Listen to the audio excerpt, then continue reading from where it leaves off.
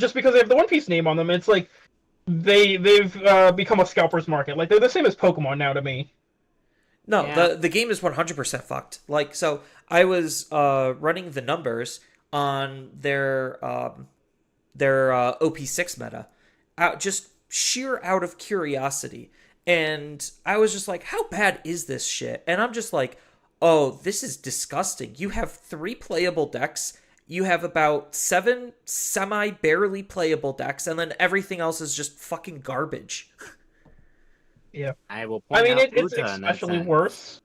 It's especially worse here in like EN markets, like because EN players get to see the JP metas, and then they all just gravitate to what is best deck in format. Oh, this is best deck in format. Oh, but this is deck that counters best deck in format. If I can't build best deck, I might as well build this one, and then you just get this fucking like stupid shit where we just like have too much meta shares of like certain decks. Like Digimon has it to some degree where like you'll still see like we remember Nats where like the meta share for fucking Anubismon was like over 25% or whatever, and it's like that's Yeah. wild. Like Well, in any okay, fucking so competitive card game, just about.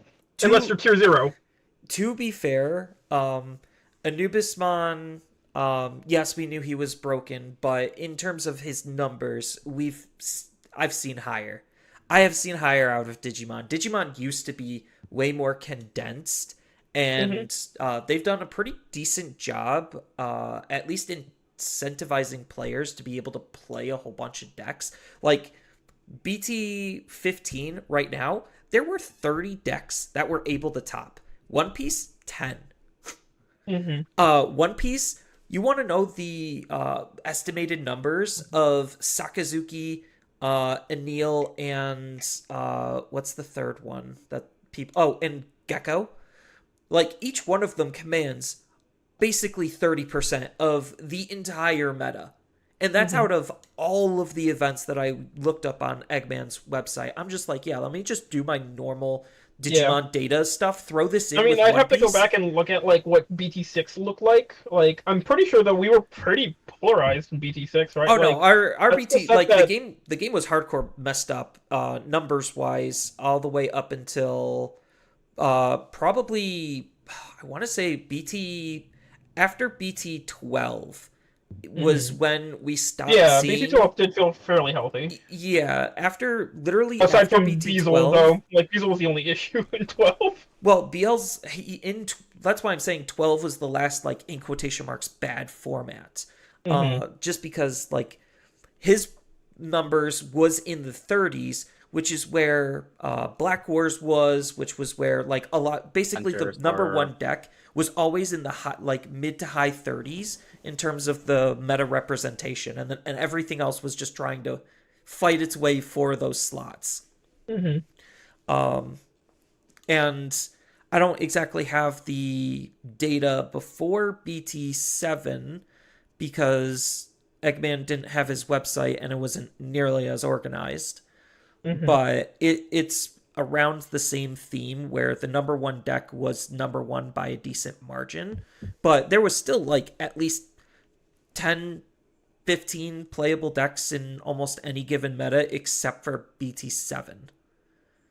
I think that the big issue is just the like caliber of support. So like how the One Piece card game works is either Bandai made you a deck and you iterate like a little bit, like where it's just like playing like maybe you splash in a different like engine to like go with the core of the deck, but otherwise it's Bandai built you a deck and the Bandai built decks are much weaker than the ones that like players iterate on. So like right now, Whitebeard's still pulling numbers. Like the old man came back and he fucking won some shit, and so oh Yeah, people have man, started I mean, to Fox call was Digimon's just the foul coming in and play. just rolling over people. Yeah, I mean, EX sets and Digimon are currently like that's what they're trying to do. They're just here's this baked, like self-baked deck that we are making for you to build out of the set, and then we'll maybe sprinkle some support here and there for you to be able to expand upon it. And then every time, like I feel really bad for like Ragnarok players, just as an example, like this is their third iteration that we're about to get in EX6, and it basically replaces everything that came before it. So it's not even really support. It's just an entire new deck. And you could use the old Ragnarlord cards, but they're not nearly as good as the new Ragnarlord cards. And that's the kind of the same thing happening with Dragon Links. Yeah. Like, the only thing so far is that, like, at least the Hina is still playable in the new Dragon Links, but, like, for the most part, like, all of the new stuff are hard replacements. Like, to be honest, your original rookies were kind of hard garbage. Right, and then you get stuff like, oh, here's yellow vaccine armor, where it's just like, theoretically, this is something Bandai wouldn't have even thought of people building, and lo and behold, it's going to be the best deck of BT16. I mean, when they just print generic, like, type support, like, that's kind of the problem. Like, if it was at least trait support, right? Am I maybe mixing stuff up? Is it... No, so there's 3 levels of support usually. There is name... attribute support. Yeah, there's 3 levels of... technically 4. So there's color, name, attribute, and type. Like, those are the 4 levels of archetypes that we generally get. They almost barely ever use color support because they know how dangerous that is for Digimon. Yeah, exactly. So, like, and it's the same thing where, like, attribute support is incredibly dangerous, too. Yeah, the more wide you open it, the more breakage can happen because of how widely supported it is. That's why it's just like, you get, like, oh, here's a new Palmon. Cool, Bloomlord support. Wait, this is for Rosemon. Nope, it's Bloomlord support. Yeah. Like, quite literally, the Patamon wouldn't have been a fucking problem if he just went into Angels. If he just was a piece to get you into an Angemon from security, like, that would have been fine. Yeah. Like, It would have been fine he would have been in 2 decks. He would have been in Angels, and he would have been in Masty, and that would have been it. Not even Masty. No, I think he would have gone into Masty. Masty would have built around it better. I mean, and she kind of builds already around it if you go a certain way with it, because right now with the EX6 stuff, the Patamon actually is really busted because then you can actually it's efficient put climbing. the good Gato in there. I mean, that Patamon's just busted in general. Like, Digivolve. Add back, I don't know in gain what memory, world activate it is EA, okay shit just goes off. for a Digimon to not only let me Evo for free, but also give me a memory for doing so. Like, Oh, and what? then let's give you jamming on top of it. Yeah, Just like, you want a free check? Go ahead. Like, that card is just so needlessly pushed. But I get why they felt they needed to do it, because yellow is a fucking languishing color. Like, every time a fucking set came out, like, and I looked at the yellow pieces like, cool, this is no dog shit. I would never be caught dead playing this There was garbage. only one yellow deck I liked playing, and it suffered from yellow syndrome. It was Sakuyamon. I wanted to play it on release. We bought boxes, Did built he it, even just... and then it was just like, what do I do here? Yeah, like, her there's combos so were much so no convoluted. synergy. Yeah, it was just a deck. And the funny thing is, like, it looks like her revival is still going to be in that same vein where it's just like... It's bad. We tested it. The problem is, like, when a deck is trying to eat up at very specific spaces, it literally starts becoming unplayable because of just how mandatory certain aspects of the game need your deck to function in order to work as an actual deck. Like, Bandai can fix this problem if they literally just issue errata saying, hey, like, oh, plugins have, like, have a text option, like, oh, options now count as, like, a Sakuyamon. Like, okay, that at least allows us to search it with, like, anything, as opposed to, like, you can grab an option that lists plugin in its name, even though, like, QB's like, the QB is just like, oh no, if you use any option, you draw a card. It's like, well, other decks like Setcon just go, no, I'm gonna play that now because, like, it's so perfect for me. Or just like, they could have just errata stuff to make things a bit better.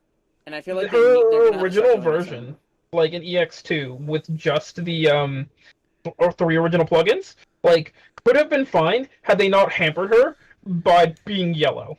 Like, if your base Sakuyamon wasn't a fucking 11k body, where you absolutely needed in your combo to fucking see a blue plugin to not die into security, like, I think that was the biggest crime against her, is that, like, Yeah, they didn't just let her be a 12. because you're yellow. Yellow doesn't get DP buffs. The closest thing we get now is now like the Barrier. entire like Security Sophie. gets minus. That's Yeah, what it should have yeah, been. security gets minusing. minus like minus 2k DP instead of a Digimon on board. Yeah, and that's Yeah. what they tried to do with the level 5 was just minus the security so that way she could live.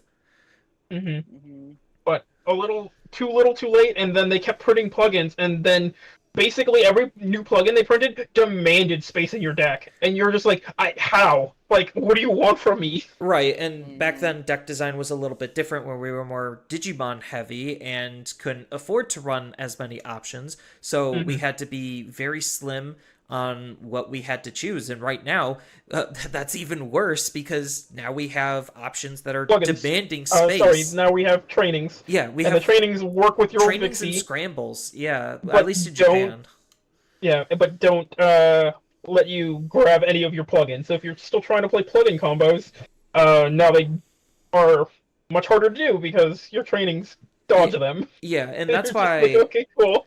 And that's why a deck like Black War Greymon, like even though he should theoretically be a really good deck in BT16, it's because all of the different mishmash of different colors in terms of I have my Tamer be red, but my Digimon be black, or other way around. Yeah. I have my Tamers You be have to black, my play Digimon be red-based. red, and I can't use the plugin, or the training cards to be able to search anything and everything, where you have a deck like Lugamon where it's just like, yo, fam, I kind of do the same thing, except I'm all purple. So I just work.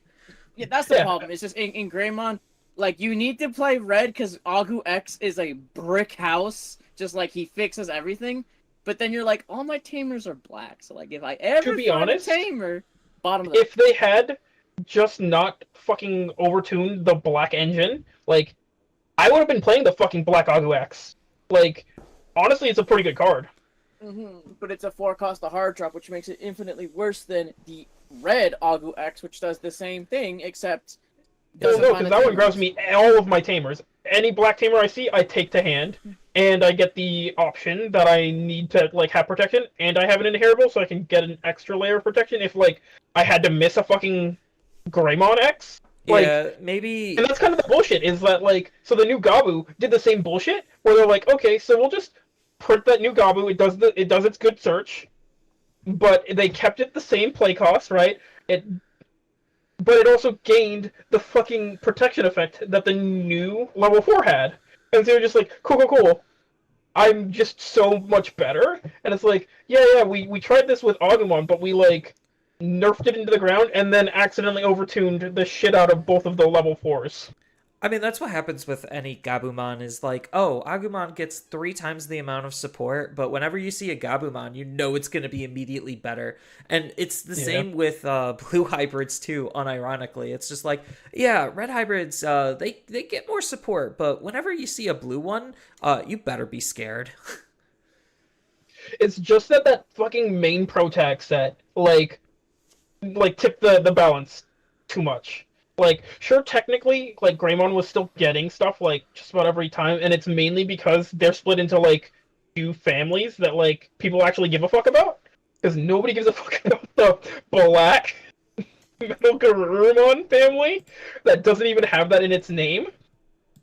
Yeah. Like, it's not a real character, whereas Black War Greymon's a real character, and so he gives Greymon an extra level of support, that then also gets them an extra layer of support because then it's like, oh yeah, remember Data Squad / Sabers? Yeah, that had Agumon in it, so he just happenstancely gets another level of support that isn't afforded to the Gabu family because they weren't in more seasons of the anime. All right. Get better, kid. Like, yeah, but now that everyone's here, I guess this is probably a good time to start the actual podcast. Thank you for humoring me in trying a cold opening. So I'm probably sure I have a whole bunch of really good points to be able to start. This is the special edition of the podcast. So this is the 1-year mark for Digitalks, the rebooted version of the Wolf Den podcast. And hi, my name's Zenitsu. This is going to be a little bit more of a different style of episode. And just to kind of celebrate that, and I thank you for listening to the Digitalks podcast, the show that covers various topics from news to meta developments and everything in between for the fine folks who love the Digimon trading card game. I do stream this live over on Twitch. It's also uploaded as a YouTube video, and it's also on various podcasting platforms like Spotify for your viewing and listening pleasure. Today, I'm with my team. Are we actually calling ourselves Team Blank? No, so the No. thing is, like, we don't have a team name. So, like, here's problem A. Like, listeners, you can like just tune out of this. So originally, the team was me, Guardian, like back in Yu-Gi-Oh, and then we abandoned that because I was done with card games, and then he got me into Digimon, and I'm like, okay, we're not a team because team always involves drama. The more people you add, so it's like it's just you and me. And then come BT like 11, I think we picked up Honcho because Guardian made the stupid decision of like promo Agumons were like $25, and he's like, "Oh, I'll just trade you my Blackboard deck that we took like 3 weeks to build for high rarity Mastimon." Oh God. To be And fair, then we just I am then not we just sorry. took him in after that, and it's just kind of like the worst part is like I had put in the money for the August. I was just sitting there like looking at him like, you don't even consult me, bro. Like, come on. Either way, like we took Honcho, but we still don't have a name. And then when we went to nationals, like you came onto the team, but we still don't have a name. I mean, I'm okay with the no game, no life reference, where literally the player's name was always Yeah. blank in all of their games. Because it's either Team Blank or Team Redacted. It's one of the two. Just like I'm respective information okay is with stricken. Team Blank just because of that anime reference. Yeah. I mean, at least workshopping it. But yes, so I'm here with, I guess, tentatively Team Blank, which is Nikki, Guardian, Honcho, and myself. And we are going to be talking about mostly BT16 stuff and probably just some random side tangents here and there, depending on the flow of the conversation. But first, before we get into those side tangents, we still have event data to cover. Just because we're a tiny bit behind. So we do have the TAC Oceania Regionals. Yay! It was 96 players, 7 rounds of Swiss, and things happened. So we have the archetype breakdown, which this is one of the larger ones, not in terms of the size of the event, but in terms of the archetype breakdown. We had 5 Mirages, 2 Numemons, 2 Red Hybrids, 2 Armors, 1 Lugmon, 1 Deva, 1 Belfi, 1 Security Control, 1 Shine. Top 16 is Mirage won it. Numemon took second. Mirage came in third. Red Hybrids fourth. Lugamon fifth. Armors sixth. Seventh was another Mirage. Same thing with eighth and ninth. All Mirages. 10th was Red Hybrids. 11th was Devas. 12th was Belfi. 13 was Armors. 14 was Numemon. 15 was Security Control. And 16 was Shine. So that is TAC in a quick nutshell. Outside of literally Armors still kind of slowly propping up, the format is kind of just been what it is. It seems like Mirage has just been more of a force that's been coming out, and I'm okay with that. I think he's a good deck. He helps stop Numemon. He's just good into the meta because the meta has devolved into this like rock paper scissors, and everyone else punishes someone else, but Mirage at least has the benefit of like, I don't care if you ace me because I can see it. I don't care if you have advantage because I'm going to punish you for it. And push comes to shove, I'm just going to OTK you and not have to deal with the stall game. Yeah, he's basically like what Lukamon is, but more anti-meta, which makes him inherently more meta as a result. Just because there's a lot of on-delete effects you don't want to trigger, and a lot of deletion protection, and he bypasses pretty much all of that, while alt-TKing at the same time. So, not to mention the taxing, because Nume has like the Toko engine, like if anything else digivolves, you draw a card, so that immediately just becomes, I digivolve, oh, you have to draw a card because it's not optional, and then I'm just going to tax you. yeah. Oh, the So you draw Sunamons, you 2 mean? for that. Yeah, that's the Sunamon. The Tokomon is the on delete if it's the opponent's turn. Oh, yeah, sorry, Cinnamon, yeah. And then Because there's also the purple variant that people are on too for Niman. Yeah, but that Yeah, also but draws. it still denies draw because it's on delete, which you're not triggering because you're not killing their stuff with your removal effects. You're bouncing it, so you're still denying them resources or taxing them. It's still not looking good either way. Numemon is just a steamroll deck, which is why right now it's like positioned to be the best. But I think like after maybe the next couple of events, if Mirage still keeps like actually doing gangbusters, Mirage could actually be the best deck of the format. Shocker. Because according to my data, when I punch in all the numbers at work, like there's 3 decks that are really close to each other, and that's Red Hybrids, Numemon, and Mirage. Those are the 3 best decks of the format, and then everything else kind of just seems to be branching off from that. And now we have a format where there's 30 playable decks, and realistically, our meta is about 8 to 9 actual decks. So even though we had a lot of different decks top, they haven't had a lot of repeated success. But that's BT15. That's going to be in the past as of like, what, 2-3 weeks?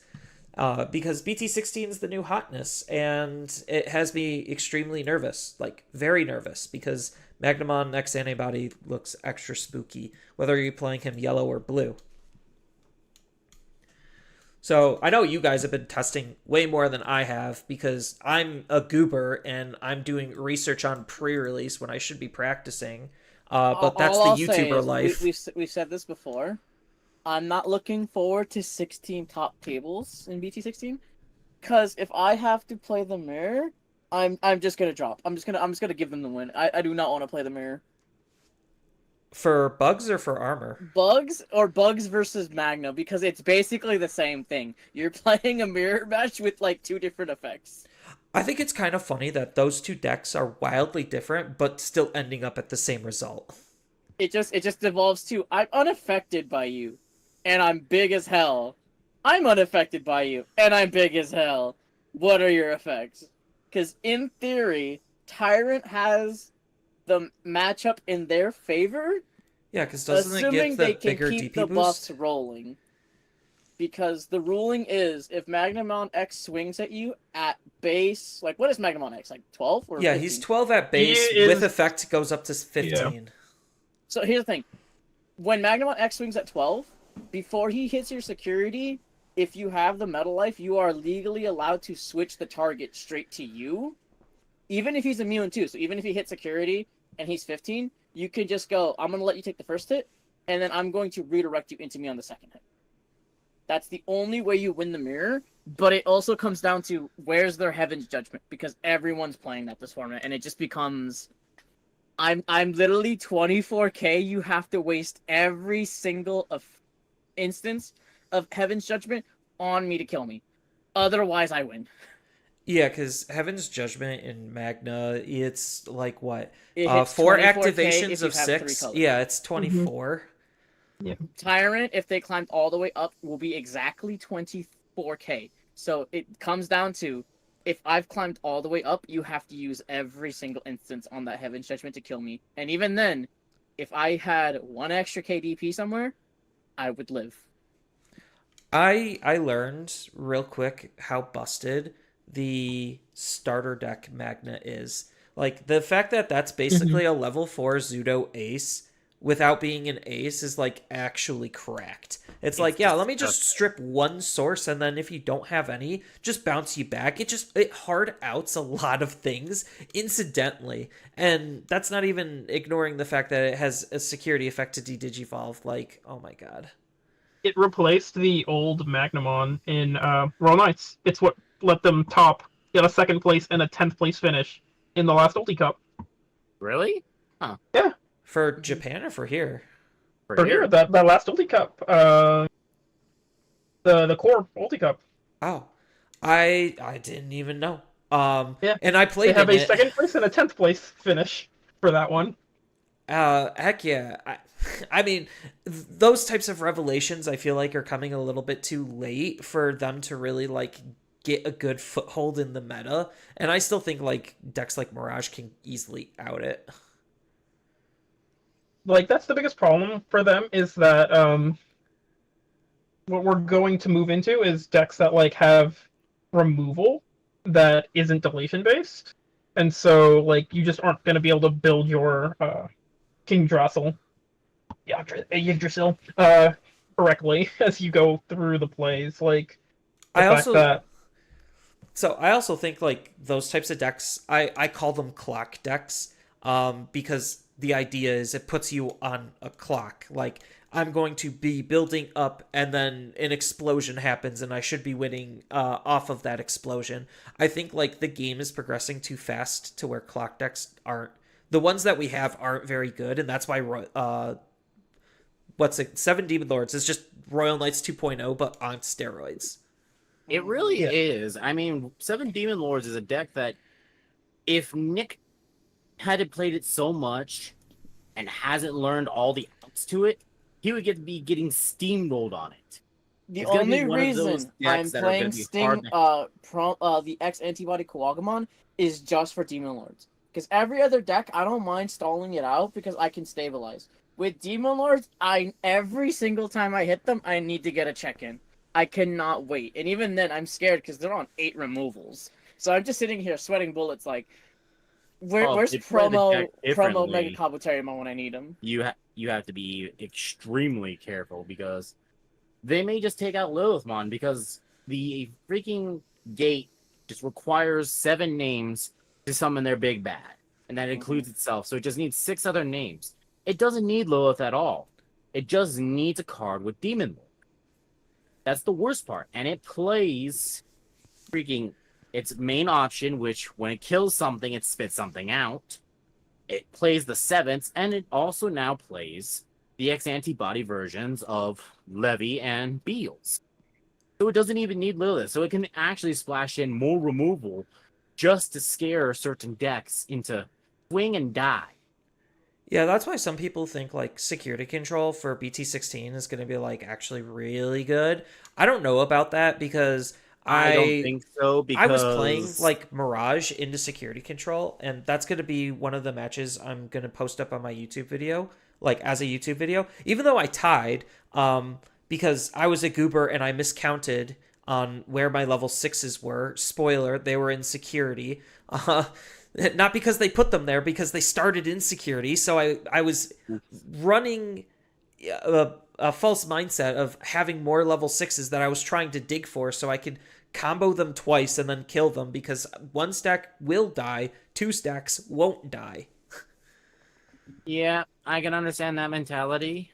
And I feel like a lot of like current decks can probably copy and emulate that same type of mentality where it's just like, okay, I can reasonably expect when I'm comboing off 1 deck or 1 stack to die, and then have the ability to just rebuild super quickly out of nowhere and then just kill them. That's actually where I would point out that Massimon actually is going to have that bit of advantage come the EX6 part. Because since they are now pulling back out of the EX and more back into their 11, they're not able to cycle through that, so they're able to keep track of their resources. So we may see more of them going around.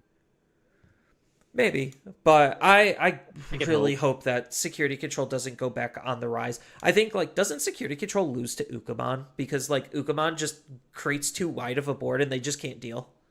Basically. Ukomon? Like Ukomon Rush? Yes. Like Ukamon Numemon, I guess. Because, like, the Numemon, let's be real. It just comes down to, depending on the security, you may just stall. Because, like, the main thing is that depending on what they're at, if Secon just runs the DP minusing, Nume still triggers, so you get to just spit out a plat and then steal the turn even more, and or steal a turn from them. Right. B, like if it is like the put stuff in security, you really just don't caring, just because like as long as you have like Nume and plat, if you're going to put it in security, you're just going to put another Nume down and try to go back into the X. Yeah, I call it Ukamon because, like, I was doing stupid research and Bandai calls it Ukamon. But they're using Big Ukamon, and I think that's incorrect because Numemon has way better stuff to do. But the fact that you have, like, 8 Ukamons that you could run to just turbo cycle and you just play whatever rookie you want and whatever eggs you want, the deck is just absolutely cracked and stupid in terms of being, like, a super steamrolly deck. Like, I think it's still going to be an insane deck. I think that Ukamon from BT16 honestly needs something done about it. There's a couple of cards that just need to be getting rid of or gotten rid of. Because you want to know the sad thing? I was thinking about this in the car ride home from work, and I'm just like, Magnamon still loses. Like, all these decks still lose if we had Apocalypse. Like, that's the crazy part, is Apocalypse was just that good, where it's just like, yeah, BT16, irrelevant. And now that BT16 isn't irrelevant, it's like, oh, yeah, this is going to be a real problem. Yeah. The worst part is I miss like having the tier 1 deck so we could all counter it and we know what our matchups are. I don't like we're gonna diverse have formats that. because you gotta have kitchen sink knowledge, and I'm not ready for that anymore. Oh, I'm not ready we're to gonna have have like it. the one random guy pull up to me with Lilith Loop that I haven't been playtesting for months for, and I'm just sitting here like, I don't remember the combo line, but if I ace here, is it worth it? They don't swing at all. Yeah, That's Lilith the Loop thing. like almost They never hide in the swings. back like You a know- bitch. You know what I mean though? Like, do I stop this interruptible play, or do I just like Let like, it go. how do I stop this? Because I was preparing for, every other deck under the sun. This one fell through the crack. Yeah. I mean, yeah, but I think because of how stupid, between the combination of Numemon already being insane, Tyrant being an absolute monster on top of the armor is decks. a problem. Just like the armor, both need Yeah, to because die in they're a doing the ditch. same thing. Big protection, big blocker. You can't get around me. I could redirect and I just don't die. Like It's first person to move out loses. That's literally the matchup between those two. yeah, but like I think literally between like those style of decks, and then Numemon and probably Mirage, because Mirage still is going to be good. Like, we're going to be reaching a meta consolidation phase where it's just like, okay, now the meta is down to 4 actual decks, and those are going to be the 4 main decks, and everything else will probably just be lucky to top. I'm probably underestimating Imperial, but I think until like BT17, Imperial just doesn't seem that great. I've been watching Mario's streams, and Imperial is just wrecking house. Because it actually is that good? It's that good. Because the simple fact is, bugs can't build fast enough to deal with Imperial. Okay. That The doesn't seem moment correct. turn 2 comes around, if they haven't dealt with Imperial already or gotten a Kabu out, they don't win. Because I feel like that's cap. No, I feel like that's cap. no, it's not. Because of the fucking starter deck Pyldramon constantly swinging. I mean, what but do I he's like care a that 2 they- of now, because a lot of Yeah. builds that Because I you was guys- looking at, they're focused on Partition as their main one, and then they're kind of going like a 2-2 split between the other piles. Because you I still don't want to know, source like- strip stuff. The fact that I don't Either way, care about Imperial your source strip actually is mechanics, like as I'm Tyrant or Magna, like makes it kind of silly. Yeah, like I think I- we'll probably still have like 8 decks that are gonna end up being viable for the format. We already know like what 5 of them are gonna be. Yeah, I think yeah, it's gonna be more so an Demon Ian Lord. issue. Most likely is, because Japan, from what I remember, they were like saying this was the best format they've had in a while, especially after Yeah. Apocalypse got banned. And I'm just sitting here and I'm like, I'm in cold sweats trying to figure out what the heck I'm supposed to do to these gosh darn things. And I don't know. I need personally just need more testing so I can figure things out. I'm most likely going to start this format on Mirage just because there's a lot of blockers and redirectors, and we have a card that says no, I could just ignore that, and that sounds very appealing to me. Mm-hmm. Mm-hmm. Knowing that I don't have to actually learn or change anything, I just swap out BT11 for BT13 and I'm good to go. I still do the same The biggest- stuff. Yeah, the biggest problem is just that like there can be turns where you get hit with a little extra that like you're just not as prepared for. So if you get caught on the turn that Magna is an 18k like immune body with blocker, like there's really not much you can do. Like sure you have the one swing that you can do with your guy that can't be redirected.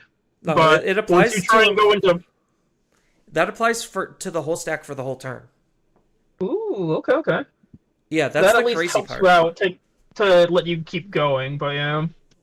That's why, like, that's the only reason why, because I was having an argument online with somebody where it's just like, oh, Red Hybrids is, like, completely bad and, like, unplayable. I'm like, no, Red Hybrids gets worse, but it's not bad. Like, we just have to figure out how to adapt to the meta, and I think Red Hybrids can. It's just going to have a harder time because, oh, now we're going back to, like, what? Trying to use more BT7 just so, oh, you block me? Cool. I'm bigger than you, because I could easily hit 21k in that deck, and then I restand and gain a butt ton of memory, and then I can still make the swing. So, and somebody was just like, oh no, but armor purge, and I'm just like, we don't care. Like, sure, yeah, I'll whittle away your armor purge, and then gain a whole bunch of memory and still be able to maintain turn and do stuff. But it does seem worse into the rest of the field. Like, I think it's going to have a lot harder time. So it definitely isn't going to be performing as good as it is now. So a race with Numa and Mirage. You just need to know your matchup keys. Like, until the Luga matchup, you just can't leave anything on board. So in most turns, like, if you're not going for big check swings, like, trying to push for game, it's, oh, just end on the Tamer. Don't, like, if you have the option of playing a Takuya that you already have on board, or playing a Searcher Flame to end turn on, you just end on the Takuya. You don't want to give them something on board so that they can actually get the OTK off.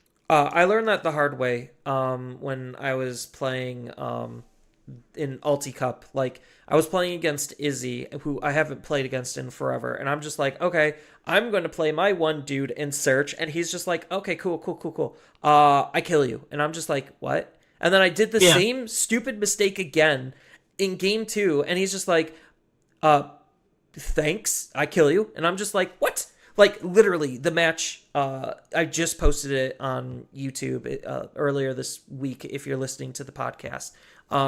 Literally, though, it's not even 10 minutes long, and we're just sitting there playing solitaire, and then he just kills me because I played a rookie. And I'm just like, oh, that sucks. Yeah. Yeah, so it's understanding that if you still really want to be on Red Hybrid, you are kind of susceptible to Imperial. If it does Imperial stuff, if you left things on board, you can lose key inheritables, like Tamers and stuff, and that kind of turns things off. If you ended on, like, any level 4s, but, you know, kind of the card game, you shouldn't have ended on level 4s. You did a bad turn. It's kind of how the rules of this card game work. Especially since there's more aces now. It's just like, oh, more aces means swinging at lower levels, if you can't kill their Digimon and clear their field, means that you're opening yourself up more and more. And it's weird that Numemon is just that good, where it just doesn't care. Well, it's the fact that, like, if, in most cases, like, the most common forms of removal were still giving you a body, and half the time it was a better body than you started with. Yeah, because Numa X is totally a fair and balanced card. It really is. Yeah. And I think the Royal Knights, like, we're positioned pretty well for this current meta slice, like, in that Ulti Cup. Like, that Magnamon, we were talking about it, is just kind of a pushed card. That it's basically so baby Zudo, and if they actually, like, it's actually even crazier in the Magnamon deck when they actually have a target to Evo on, because you get both parts of the effect. Was that... I didn't look at their build because it's not up on Eggman's website, because usually when I record the podcast and they look at it... So the one that ended up taking second place is on 4 of them, which is a much bigger slice than your secondary Magna has ever been, because the one that came with the deck, you were playing as a 4 of, and you were maybe playing 2 of the other one. And it's mainly just to have another cheap target that is a Royal Knight. So how but are the one that got you evolving? You're not in Royal Knights, but I was saying it's even crazier in Magna itself. Oh, yeah. That card's so good. Like, I was playing in locals, and the dude was playing Magna and he saw it every time and was just outing me, and I was just like, excuse me, what? And he's just like, yeah, this card's just that good. I'm just like, oh, okay. If you're unfortunately playing a multicolored deck, like sometimes it just hits way above its weight class. That's the sad part on that one.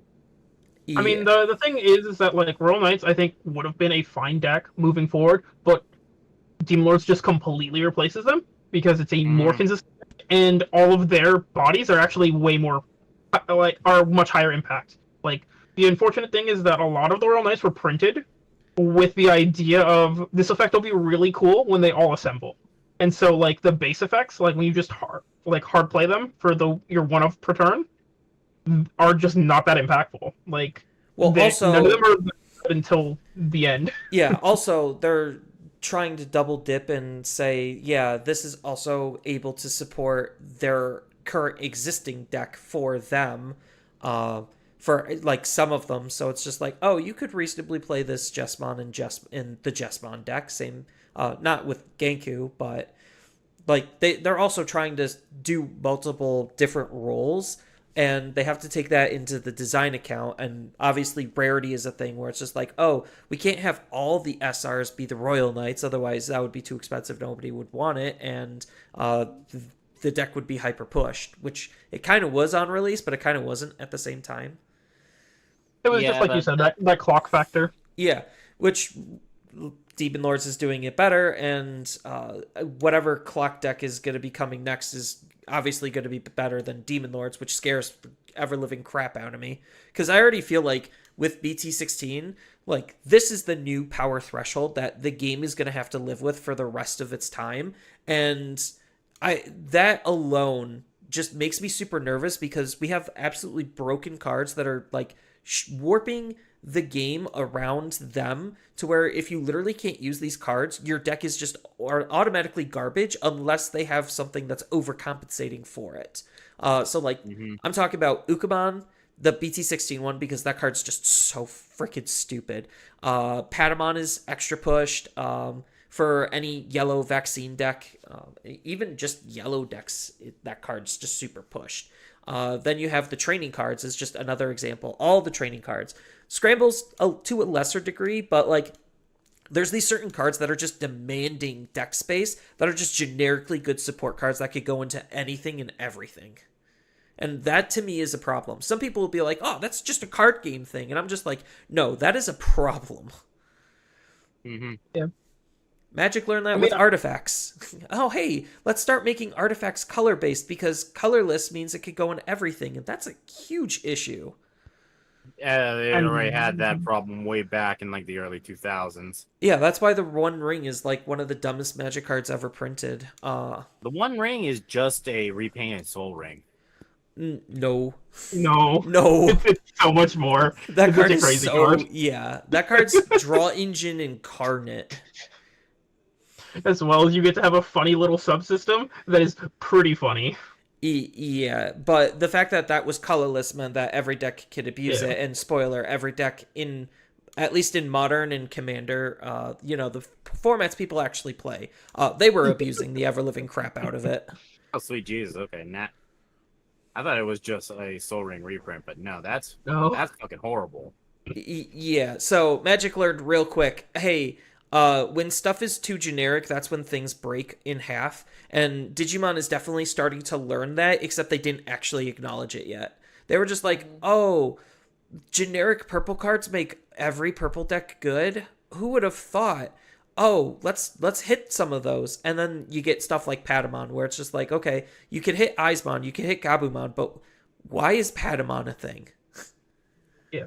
So, in 16, like, you're realistically, you have to sit down with your deck, and you have to not only see, do I have a win con, right? You don't want to be playing these decks that don't have win cons, but you also then need to look and be like, okay, does my win con just get completely trounced by a Magnamon X antibody or a Tyrant Kabu?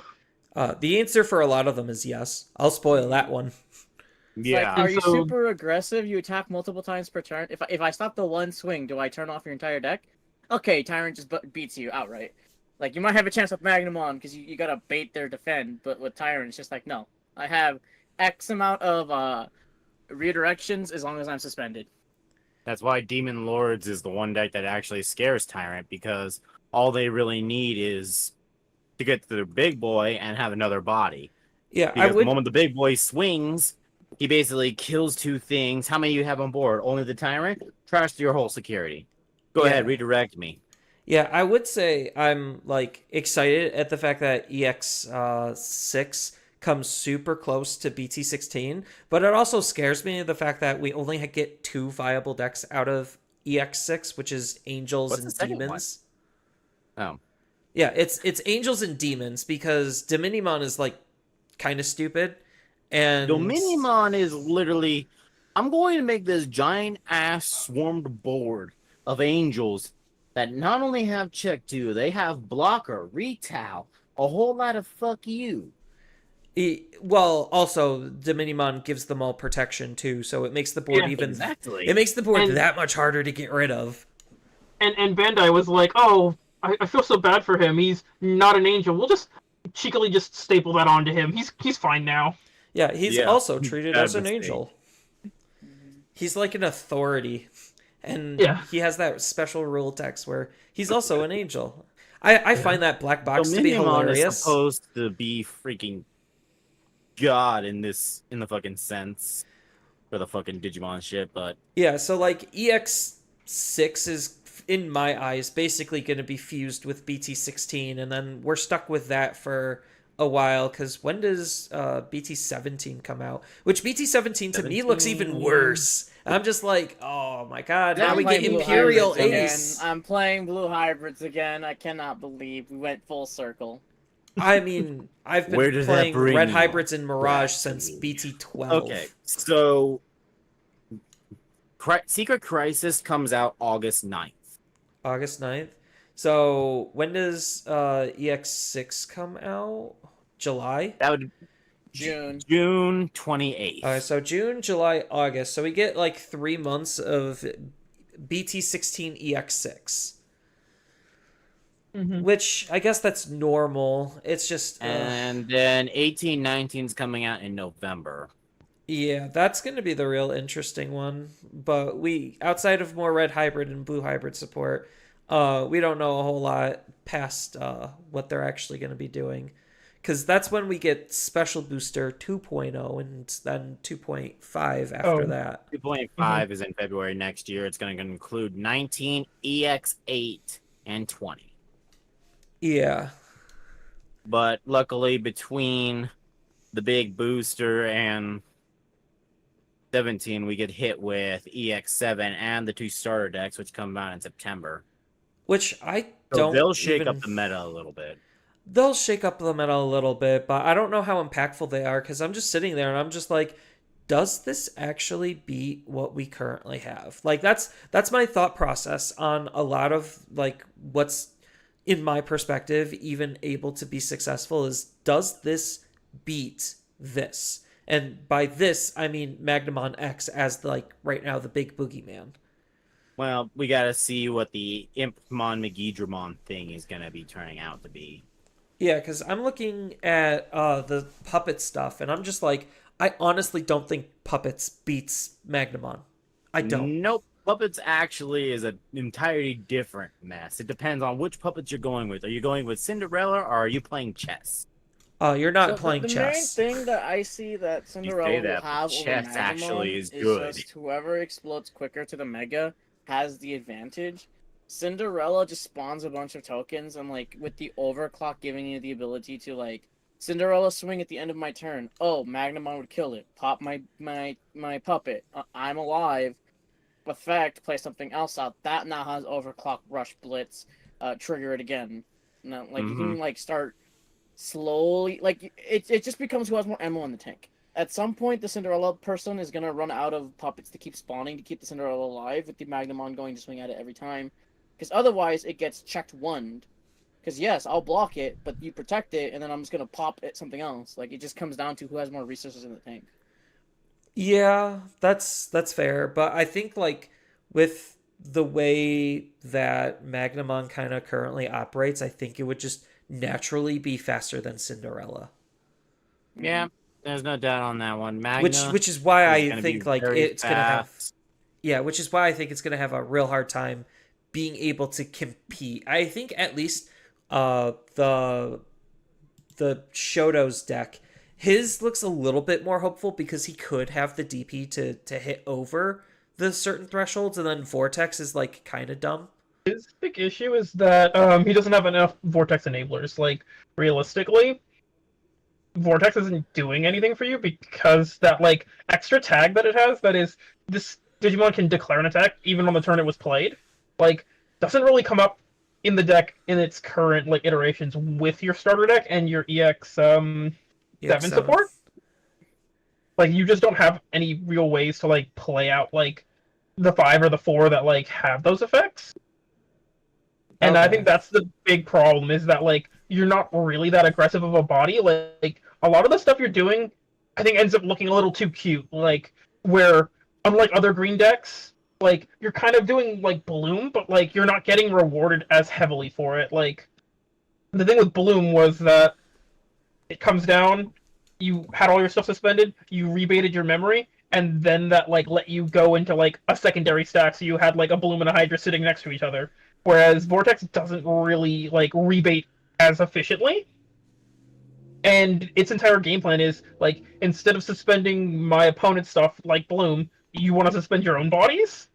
But, like, unless that translates into I'm getting tons of free bodies like Bloom was doing, I don't really see it being there. And I'm the bird believer, so... And I've built both of the Liberator decks, and to be honest, the yellow one seems slightly stronger, but it's hampered by the fact that a lot of its pieces just aren't efficient enough. So, like, you hit only certain removal numbers, and a lot of Digimon in our current landscape just are too big for a lot of the numbers that you're able to throw up. Like, even on the turn where I would Evo into the Cinderella off of, like, having already done some DP minusing, like, you sometimes are just like, oh, I'm like 1k off from getting it, like, and I'm not able to find it anywhere. Like, in all honesty, I think it just needs a teensy bit more, like, somewhere.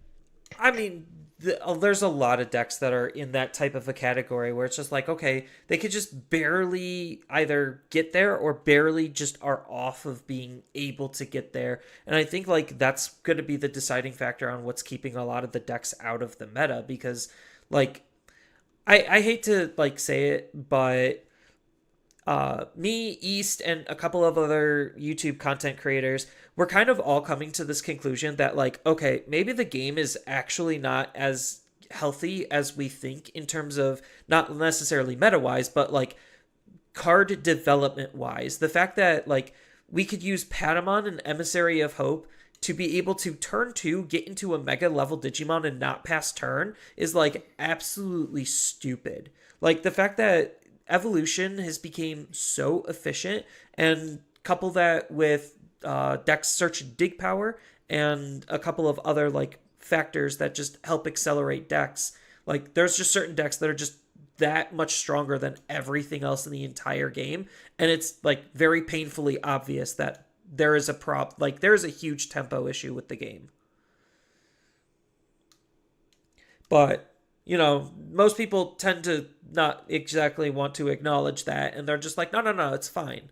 We'll just print floodgates. And then my counter argument is like, yeah, but now you are forced to run floodgates, and that ruins the deck's consistency, and we're already in that stage where it's just like, you reasonably can't run a whole lot of floodgates, and now you want to introduce more. Floodgates, spoiler, are not fun. People want to play their cards, and, like, that's where part of the problem is coming from. It's just like, how do you meaningfully create counter tech to something that's just that much better than everything else? The answer is you can't. I think all that needed to happen was that they needed to be smarter about how, like, certain things work. Like, I think it's very unfortunate that there is clear, like, counter text in Kawaga and Tyrant Kabu and Magna X, in that I don't have protection from my own effects. which would be cool if all of the effects that apply things to me didn't fall off, because the card game reads it as it came from my opponent, even though it now is applying an effect that is my own effect. Mm-hmm. So, like, people were excited for, like, the idea that Lilithmon could actually do something, because she can apply at end of turn, your guy dies, like, trigger, but it just falls off. It falls off of Kabu if I Suspend become it. suspended, and it falls off of Magna if I'm immune. So it didn't accomplish anything. The one saving grace is that eventually you technically could play the Lilith option. The Lilith option at least still works on Tyrant, but it wouldn't work on Magna. Yeah. And so, like, it's clear that they wanted that to, like, be a level of counterplay, where, like, oh, maybe you could, like, apply effects to them, and then it'd be counted as their effects, but the card game reads it as, oh, no, but the source came from my opponent, so it just falls off of me. Yeah, I don't Like, know. You tried to hand me a ball, but I just put my hands in my pocket. I'm like, no, I'm just not gonna pick up that ball. Sorry. Like, whereas the old design philosophy for protection cards, like, did give you protection from your own effects. So, like, that's how you had, like, funny effects, like, when you were like, oh, I'll build a stack that is two Greymons with one of those being the Greymon X, and then I'm Skull Greymon EX1. Skull Greymon will try and do its effect to kill itself, but I'll just take my stuff out of my sources and live an extra turn to maybe swing again for 2 checks. Like, funny little things like that the card game now doesn't recognize. It's like, oh, no, we won't let you protect yourself from your own effects. Yeah, Which would be fine if, like I said, if your opponent could actually give to you effects, but they can't.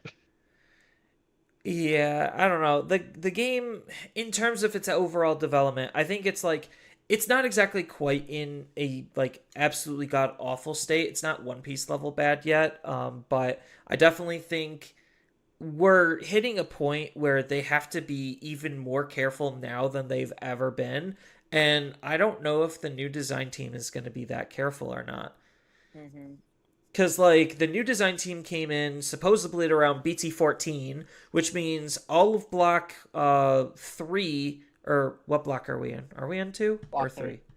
We're in 3. Block 3. Okay, so all of block 3 was basically done when they came in. So everything from block 4 forward is going to be their stuff. And that's going to be the real telling sign, which is going to be extra spooky because of unification being literally at the same time. That's why that's going to be the defining year of Digimon in my perspective. And I keep saying that, but I honestly believe that is going to be the defining year. If the new design team can't turn the game around and unification flops, like, that's going to be real damaging for the game. And I don't think as for cool. The game for Bondi again. What? They're gonna feel it. Bondi's gonna feel it in their other games as well. Well, I Because mean, they made this big announcement at Nats, remember? yeah. And like One Piece isn't unified. Dragon Ball is technically unified because it launched that way. Battle Spirits is literally its own thing. It's really weird how Bandai treats some of their games. And then we got Union Arena coming out, so there's I think Bandai's just doing way too much. The problem there is going to be that, like, Union Arena is going to take away from, like, other stuff, as, like, its big thing is that, like, it's kind of Schwartz 2.0. Yeah, where, it's trying real hard to none be of the, like, no offense to Schwartz players or anybody that enjoys the cards or that card game, but it's not a very compelling card game because there's no, like, real iteration. Like, sometimes you'll get 2 sets of a IP. Sometimes one IP only ever gets a single set, and so that deck never sees improvements, and eventually, like, is just power crept as, like, White Shorts continuously marches on. Yeah, why? And then And let's that's not even kind of going to be how Union Arena is. Yeah, and let's not even get into. And let's not even get into English exclusives because of licensing rights. Like, that's why certain sets just don't come out in America, is because of licensing law. I think Bandai, because everything is under, like, the Toei banner, or, like, the whole branch that Bandai basically owns for anime. It's mainly Jump. It's the fact that they have Jump. Yeah, so, like, because Bandai has Jump and they have easier access at those IPs versus Weiss does, Like, maybe that's going to give them the edge. Weiss, technically, because it's Bushiroad, and Bushiroad does do anime, they do have a lot. So, Loki, I would probably be interested in a Tiger Mask W Weiss set. I think that would not sell, but I would be interested in that. Because, funny enough, Bushiroad owns, like, Japanese wrestling.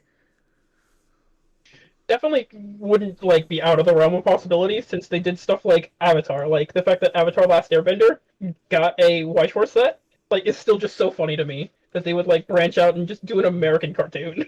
Yeah, I think, like, Weiss definitely knows the waifus is where the money is at. Yeah, and the sign cards. Yeah, and the funny thing is, Union Arena is like the brohams. It's like, yeah, you get some characters in these shonens that are like just waifu material, but like you're not getting like the shoujo-ness of Okay. like cute girls doing cute things. It's just like, no, that's not what is in Shonen Jump most of the I time. want to interrupt this just because we have the wrong mentality. Wash Wars is for the weebs. Union Arena will be for the fujoshis. I'm so That's all it's lost, gonna be. but I'll pretend like I know exactly what you're saying.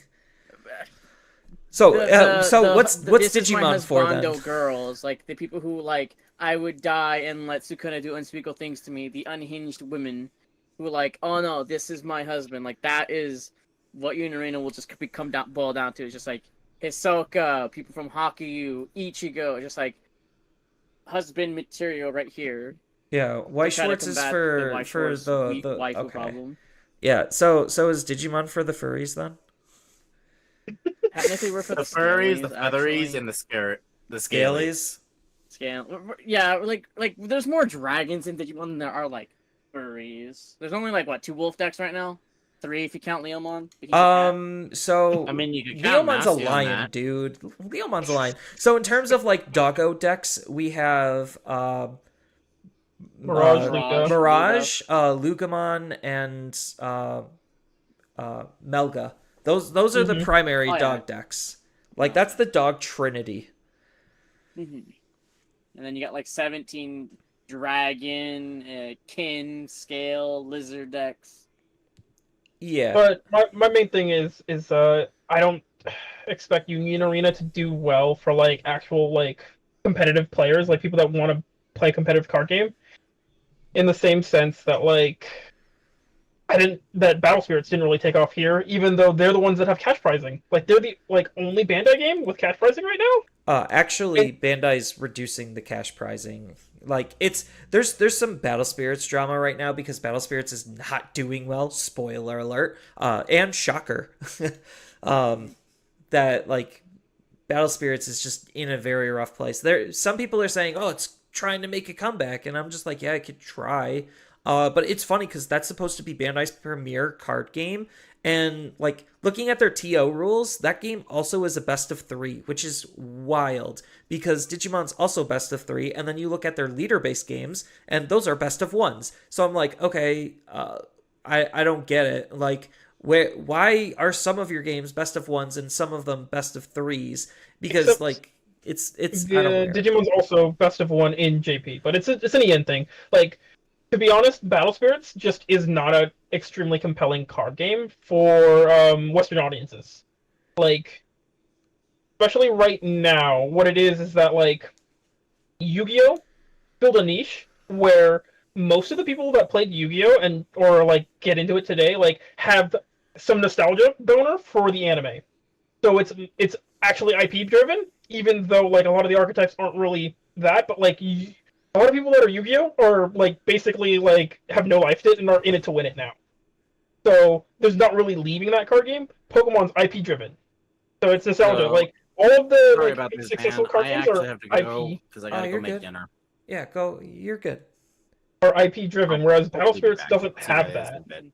Yeah. to help carry it here in the West. Like it's a failed card game that like Bandai abandoned once before, and that doesn't sit well with players, even though they tried to entice people with cash prizing, and now they're gonna slowly start to strip away the cash prizing.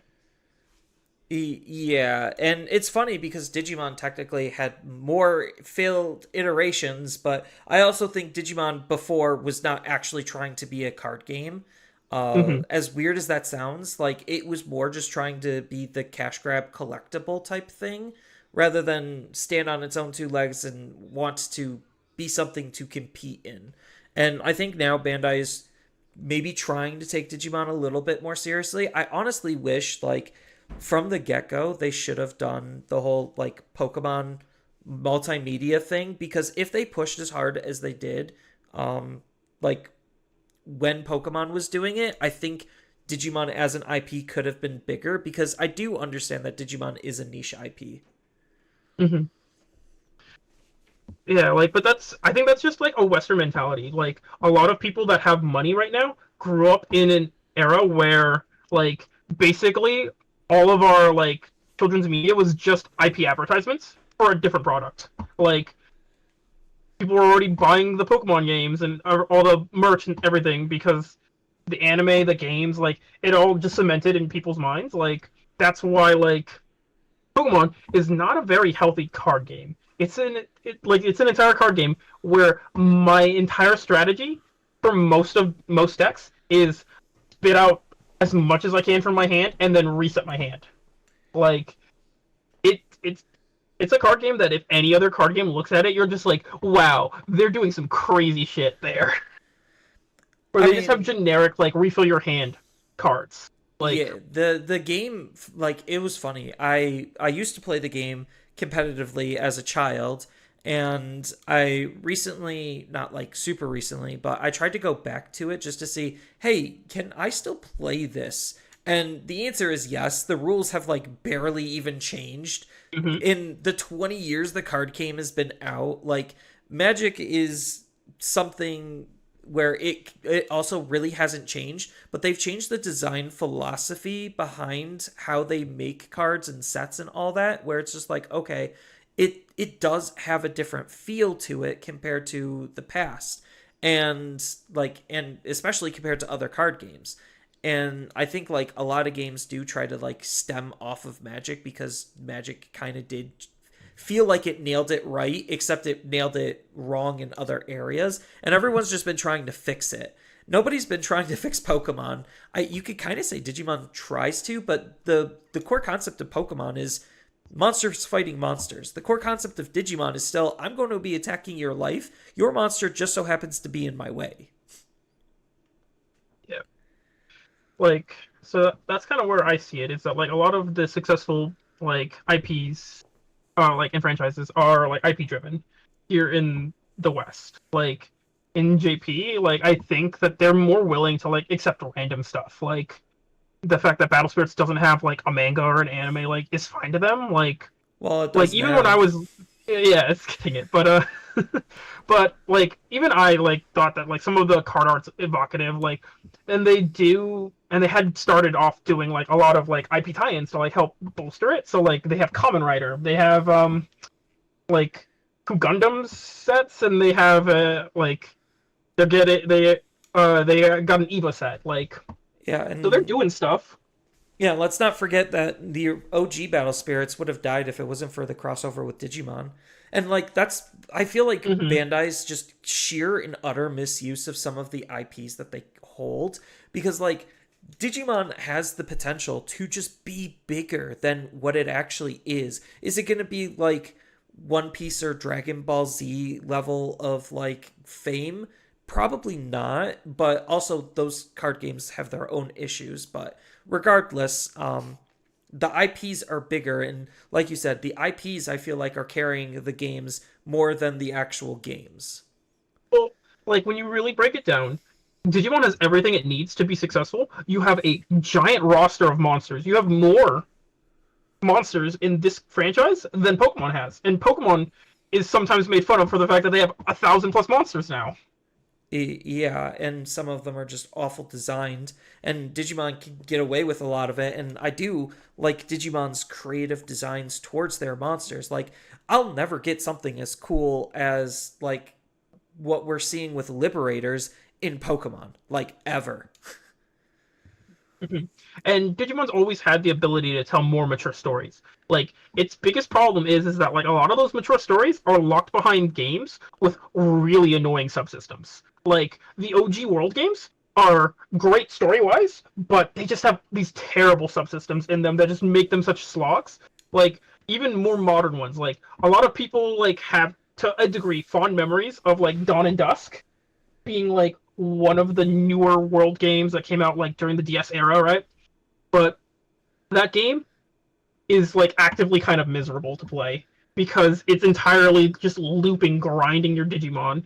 So it's get yourself to max level, go through all your stages, and then reset, and then go again and again. The entire like gameplay loop is nothing but like grinds, and then like awful dungeons that are so mind-bogglingly like samey that you just get lost in these like infinite like digital mazes.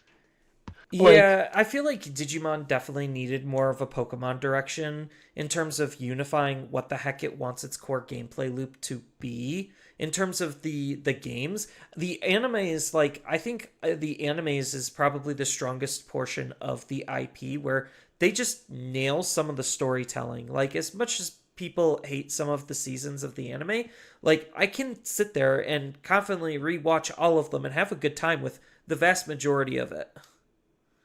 Yeah.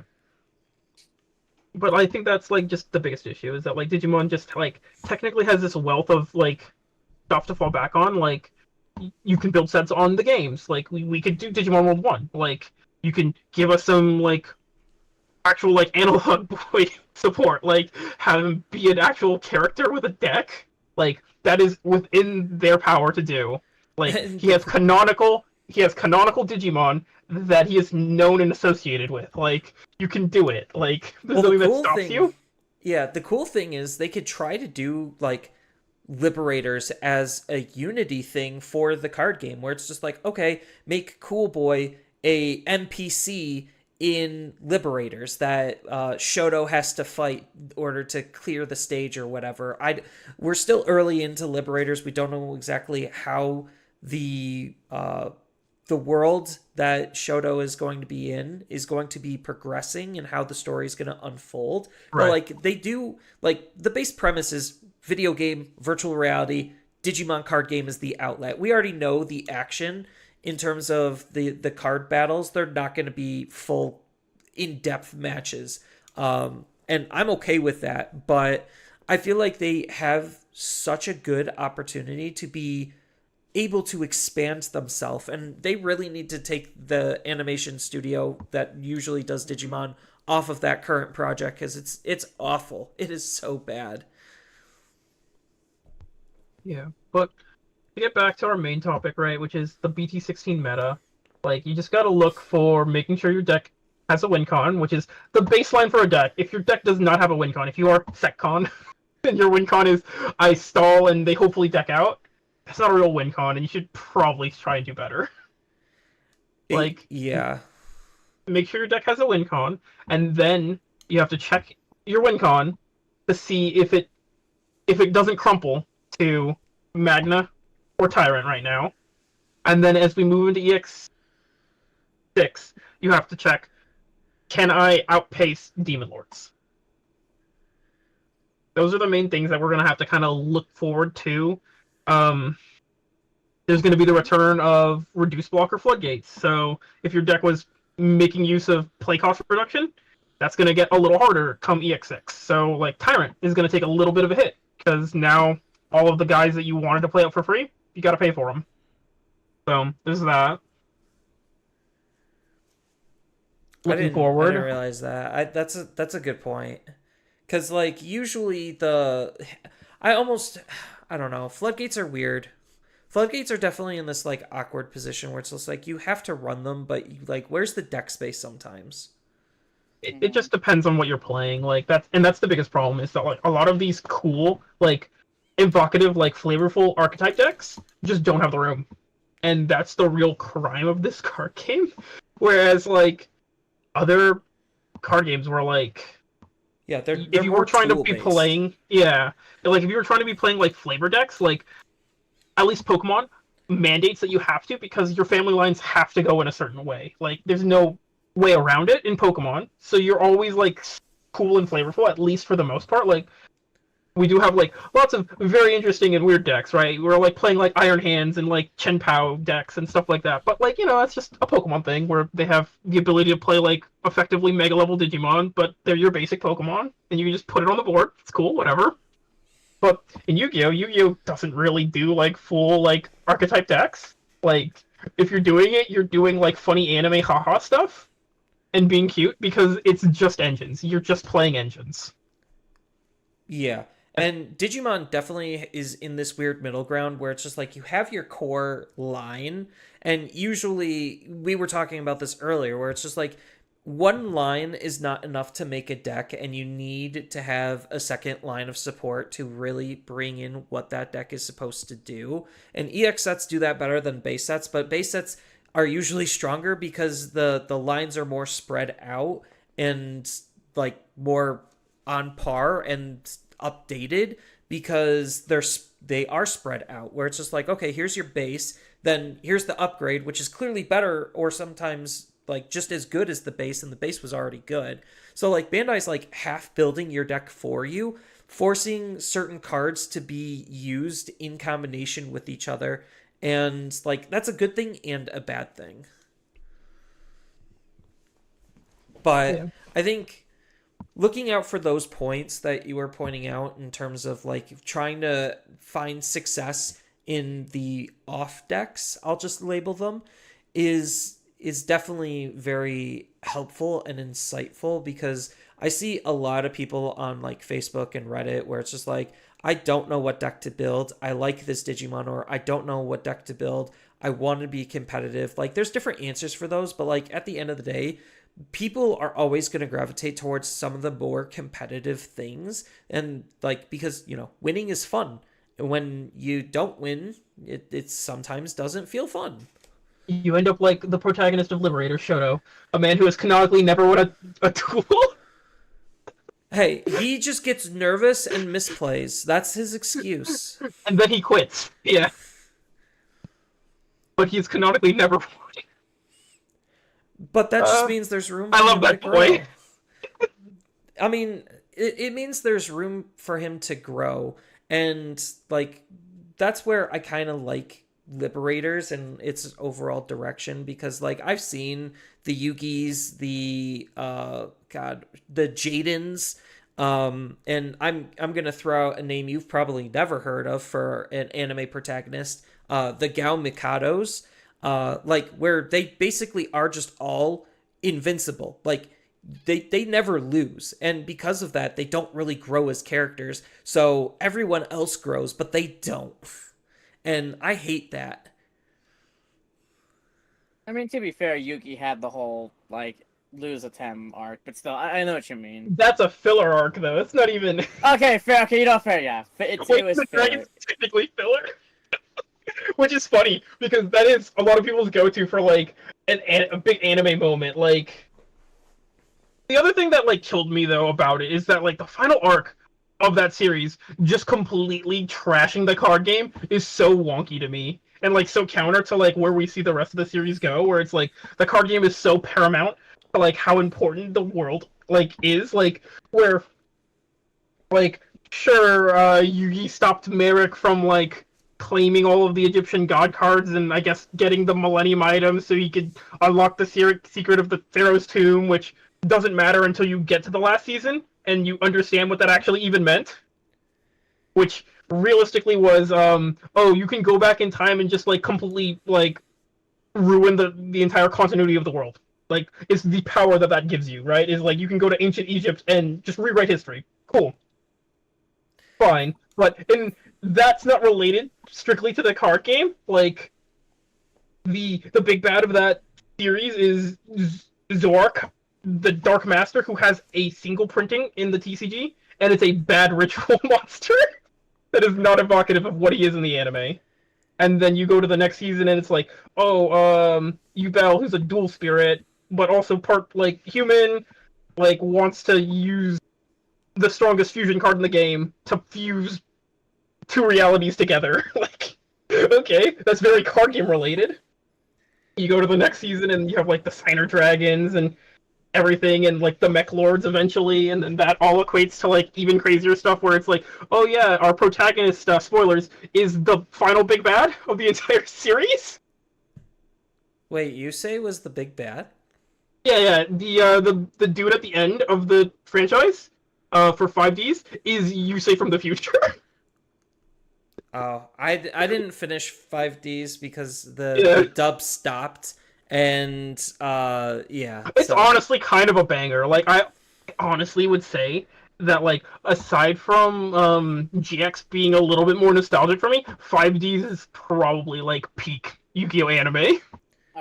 I don't want to cut off this tangent, but we did get a new card reveal, and we know where Three Muskets are going. Okay. Oh, what's the card? Read it. Chaos Triangular, 6-cost option, 3 muskets in its text. When an effect trashes this Digivolution card, one of your Digimon gets 3 KDP into the end of your opponent's turn. While you have a Digimon with 3 muskets trait, you may ignore this card's color requirements. Main, delete one of your opponent's Digimon with 9k or less. For each of your Digimon with the 3 muskets trait with different names, add 3,000 to this DP-based deletion effect's maximum. That's Then pretty place this good. card as the bottom Digivolution card of one of your Digimon with 3 muskets. Security, delete something with 12k or less. That's okay. It's not bad. So Your if this is threshold red, I want to see what the fuck black does. So your 'Cause, like, the threshold red is trashes itself, puts Mhm. itself back in. Like it goes in, and then like, oh, when something trashes it, you get DP. Does black give you blocker, and like purple just kill something? I don't know. Maybe. So you hit 18 with this? 18's a pretty good number. That hits all 7s we have in the card game. You can. The problem is getting it. Like if you have Yeah, getting two all 3. things, that's 6 plus 9. That's 15. Yeah, 15 is still basically everything in the card game. There's you miss very Omnis. few. Yeah, there's a few Yeah. level 6s that or level 7s that it's not gonna hit.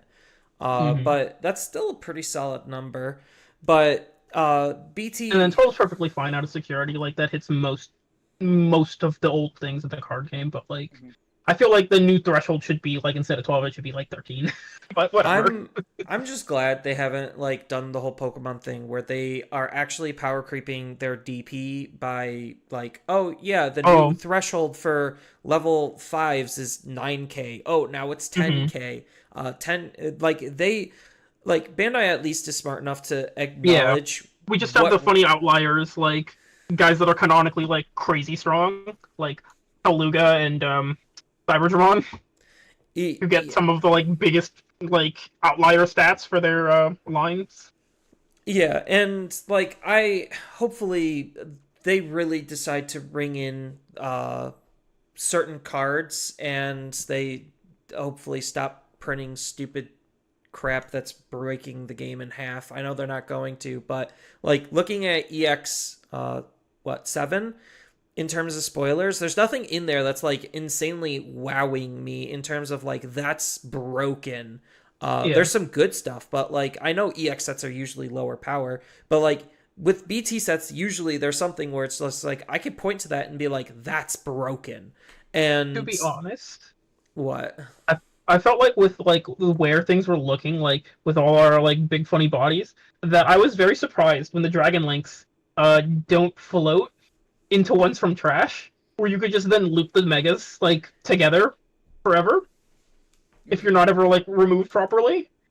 And so I'm very happy that they were like, oh yeah, we'll just completely kneecap this deck by making it be from hand, which has historically shown that like it's not that good. Like, so we have Leopard X, which gets you a much better like rebate than Anubismon was doing, but Anubismon can do it from trash, and that just makes it way more consistent and efficient.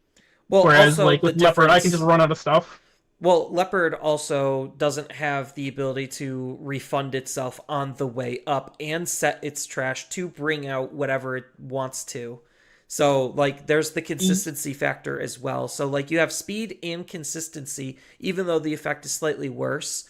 But You're in green, so you can technically just like do a bunch of free evos and get there. Like that's the thing, but like you have to go through extra steps. You're right, that just make it less consistent, and then the fact that your effect is technically worse because like if anything happens to the body you played out and you really want that body again, sorry, Bucko, it's in your trash. Hopefully you drew another one. Like, Yeah, so hopefully they really are starting to learn from their mistakes at this point, because we're almost 20 sets in, and certain card games usually break very quickly, very easily within the first couple of sets, and then things start to go out of control, like a lot of other Bandai card games. Like Dragon Ball Super Masters was kind of like boned after like the 8th set. One Piece was boned literally after the 5th set. So it's just like Digimon didn't exactly have that hardcore breaking point. We had a couple of like missteps, but we haven't had a hardcore breaking point until probably I'd say BT14 with the boosts and cards like Patamon. I feel like those are just needlessly accelerating the game to a point where it's not necessarily healthy or sustainable in the long run in terms of trying to create a good, healthy, competitive game. Which I think they don't even see the game as a competitive game, but the other people do. like it's also just a factor that like they picked the 2 attributes. Like it's the same as like Yu-Gi-Oh, where like initially like all the support is centered around the 2 attributes that like already are getting the most stuff anyway. So like that's Yeah. kind of the problem. Like so Vaccine is because most of the anime protagonists are good guy characters, most of their Digimon are centered in the Vaccine trait. So like it's just already a bloated like attribute that just gets tons of support. Like incidentally. Yeah, and we've already said this where like the wider the support is, the more likelihood things are going to break. And I'm not saying things need to be hyper narrow, because like right now Agumon, like name if I had to rank them, I would obviously say color is the widest. Trait is the second widest, or would that be attribute? I'm blanking. I think that would be Technically attribute. because Yeah, a so lot of types are kind of centered in colors. It's Yeah. is like kind of theming wise, but Yeah, so Yeah. attribute would be the second widest, then trait, and then name. So those are Mm-hmm. kind of like the core things, and they learn that really quickly with like Agumon, where it's just like, oh, I can't literally play anything outside of his evolution line that doesn't have its name in it, because, you know, otherwise the deck just doesn't function and I'm paying for more than I should. And then you get stuff like Patamon, where it's just like, yeah, so I'm gonna have 5 memory worth of value off of just moving out of raising. And I'm just like, that's ridiculously stupid. Like, whoever thought that that was a good idea? And even like Ukomon, just free value off of just raising, perfect turn 1 choke, free value off of raising, a reset into what you're actually trying to form, is like also ridiculously stupid. it also honestly just didn't need the hatching effects. Like it just doesn't make sense because its own deck, like sure technically wants to reloop the eggs, and that's why they were like, oh, we'll give you that. But you could have at that point you could have just done different effects to like reduce the egg deck count as opposed to what they did. Where that's the real problem is that like there's actually like no like opportunity cost to it. Like I go into Ukomon, I raise the Ukomon, and it immediately replaces itself, and I can do my actual game plan if I'm playing like a real deck, like with stack stuff, or I'm just rookie rushing. Like what did it cost me? Oh, I maybe turned off options for my turn because now I only had white color presence. Oh, that's on me for being bad at the card game. Well, no, you don't even. Well, I mean, yeah. Well, so with the new Ukomon, because on your first turn, yeah, you would lose the color. But like your second turn, moving out of racing, you get the color right back. So Yeah, exactly. yeah, it's. But I mean, it's more for if you're on the going second turn, where like in like your opponent passes you 2 memory, like right, it's pretty standard opener, right? Like to get 2 or 3. Yeah. You can do the funny goof where you hatch your egg and you immediately go into Uko, and then you're like, oh, now I can't play my training card though, like or whatever. But that's just like knowing like how to actually properly sequence it, which is if you had the 2, you play the training first, and then you put the Uko and you finish with whatever else. Yeah. And like there's that type of sequencing even just for normal stack based plays where it's just like, is it better to evolve or is it better to training? 9 out of 10 times it's better to training because the training gets you that free evo, so you don't need to use it right away, and then you could start cascading your abilities because now they trigger at the start of the main when you raise, so you actually get more value than you've ever gotten before. And I think like that's part of the problem with breaking the game is just how much additional extra value you're getting for that little bit of extra setup, which isn't really that demanding because you're already playing those cards to help boost the consistency of the deck anyway. And like it's just crazy just how much decks are doing for how little they're putting out. Yeah.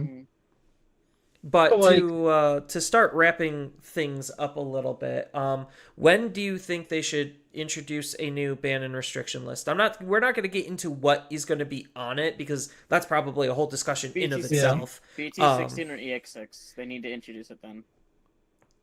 To be honest, aside from if they wanted to like again admit their mistake and hang their head in shame and have to touch a secret rare card, I don't think it's here. I think you wait till 17. I think in 17 there's actually like cards that you have to kind of address.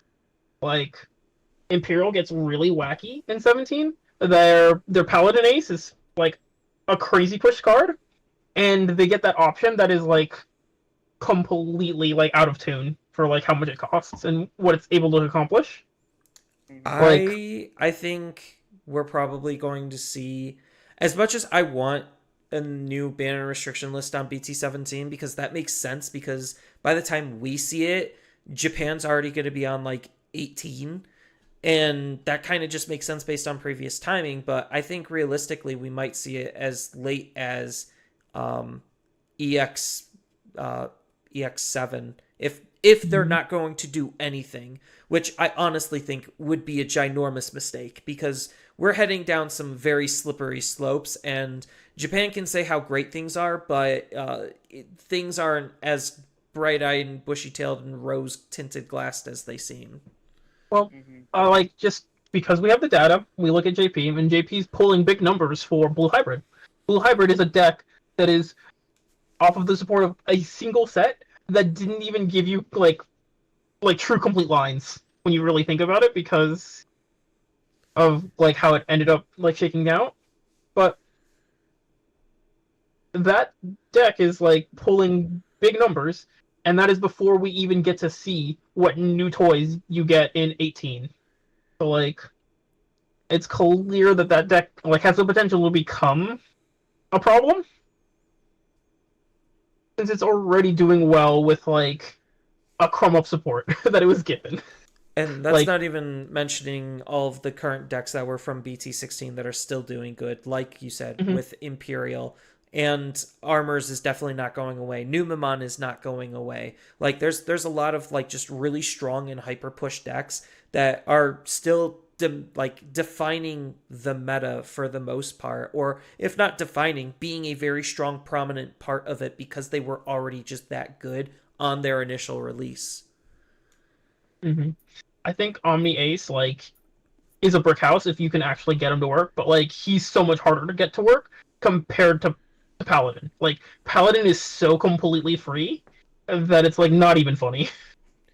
And it punishes people for playing Ukamons because he's like, "Oh, do I see a white guy in your trash?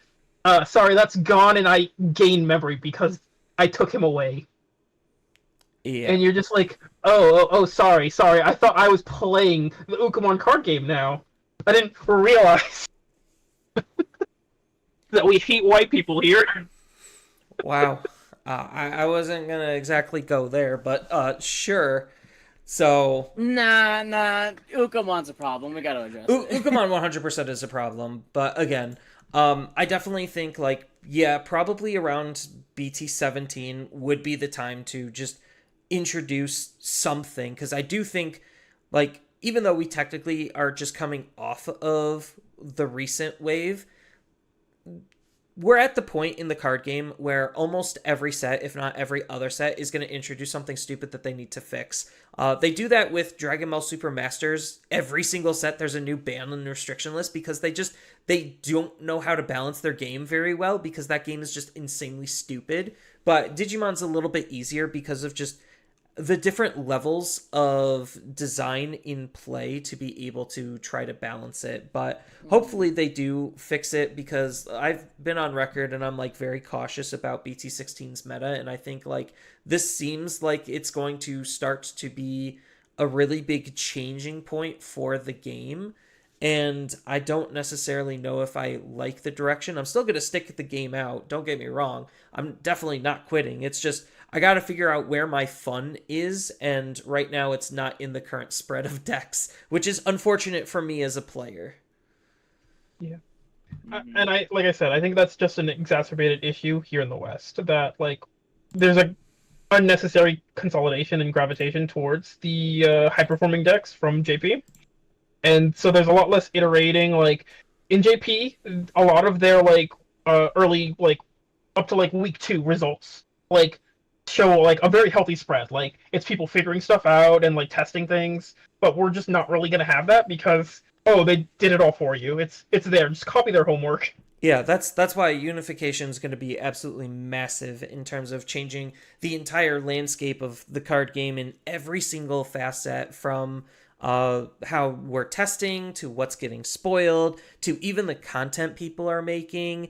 And it has the ability to impact the industry at large, which is really cool because, you know, it just might make everyone else look bad if Bandai can get their poop in a group and get unification going, because then they could bring it to the other games. And yeah, it's definitely going to be really big. And we're entering some exciting and slightly nerve-wracking times, at least in my perspective. But I think like we're still going to have fun with it, and it's still going to be interesting.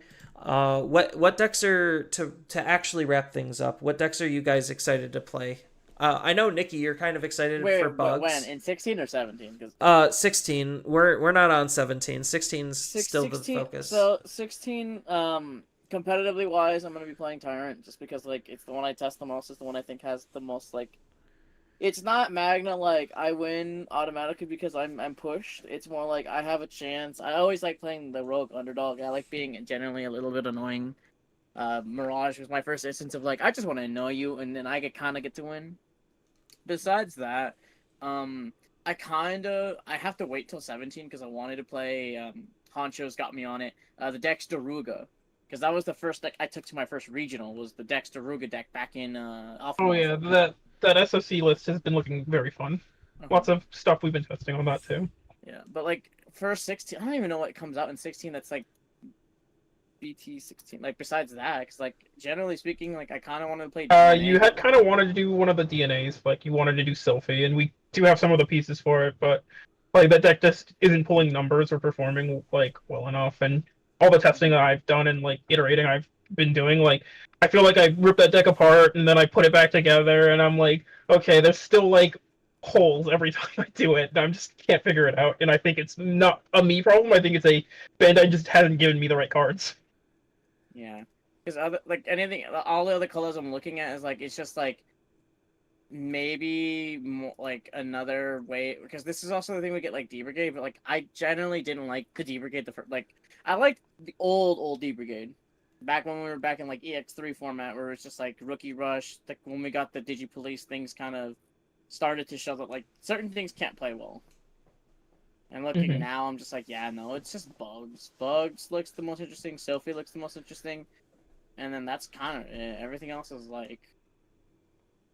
Oh, no. I lied. I want Myotismon. I want to, like... Oh, pilling you want to cope on it? Okay. Oh, okay. I have to get the new list, but there's like... They're like, yeah, you don't care. It's like the other thing. You don't care if you give them 3 memory on death. You just don't care. Yeah. Like, but that's the biggest problem I have there, is that, like, your best Myotismon is the ace.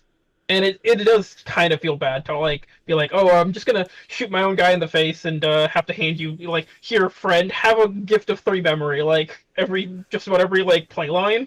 And it just a little feels bad. Like, And I don't even think that the X antibody like helps enough in that deck. I'd have to reread it. It's been No, like forever it since that does card was not. spoiled. The X antibody is not good.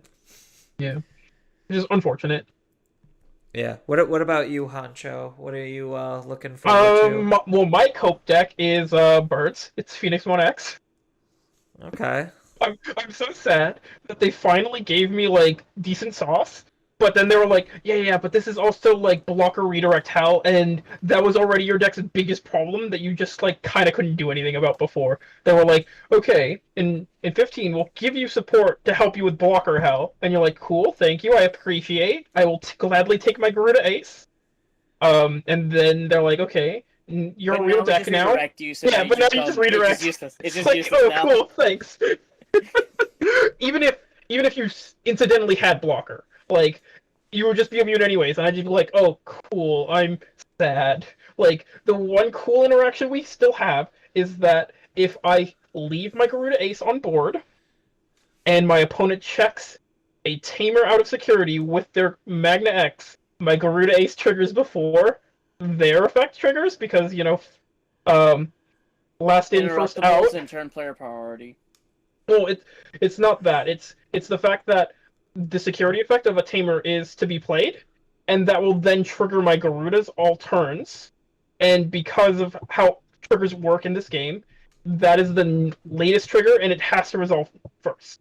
So they do not get the chance to interact and do their game protection. You get to purge them off, which is funny. But that is the only thing we have going for us into that matchup. Is it because theirs is a when?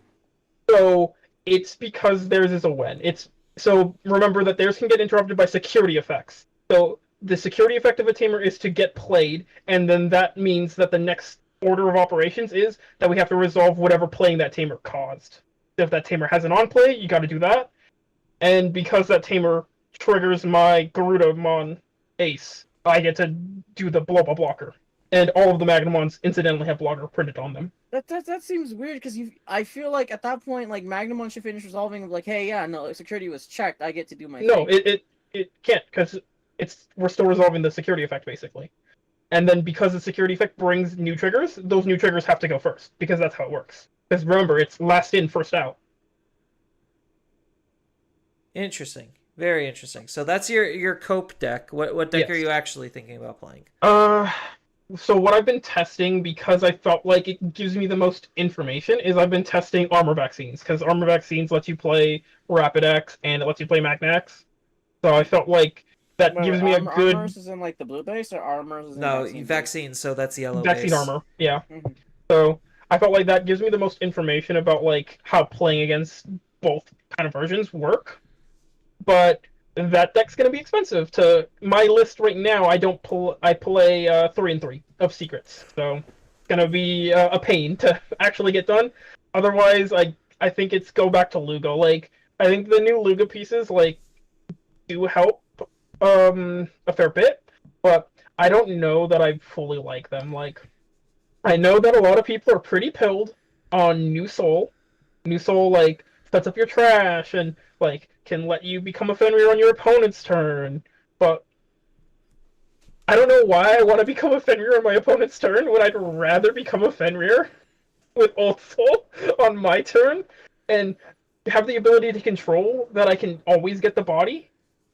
Whereas Old Soul, New Soul, technically, if my opponent just throws a floodgate rookie or like some other like random thing, like sure I out it, and maybe that was like the Pomu or whatever that was stopping me from playing a card, but that also just meant that I didn't get my body that I wanted to like start going off that turn, and I think that's kind of unfortunate. Like, and if we're and Zan, you played Lugamon, you were a Lugaman for Yeah. a bit. Yeah. Like you can agree with me that like BC14 Soul was like one of the best cards in your deck. Oh, 100%. And so like the 100%. idea that we're just gonna like be like Andy in Toy Story 2, oh, you're broken, I don't want to play with you anymore, like and just bin him, like feels so bad. When like Yeah. some of the lists that I've been seeing that like topped recently with Lugo are like iterating on the fact that like I've seen a list floating around that is running Cerbex. And Cerbex is basically like a Fitz soul for you because he can play out an extra body that can like just trigger a lot of your effects, and he's got an unsuspend effect so that you can just keep going in your combo. Like you basically don't lose anything for playing him, and he's in archetype because he's a dark animal. Like kind of sick to get to play an extra soul Lugamon in like the 15 BT15 meta.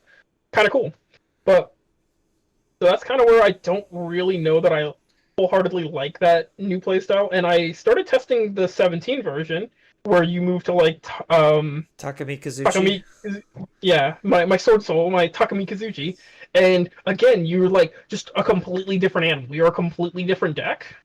No, you are. And All of these new pieces that it's been getting kind of feels like it's more for Takumi Kazuchi rather than the current OTK level 6 iteration. To be fair, the first pieces, like the 15 pieces, were perfectly fine and like suited to the OTK. Like, sure, it maybe felt a little rough to have to move out some of your pieces in the level 4 slot, but like you're more than happy to take more Lugamons. Like having more like rookies with that name, better.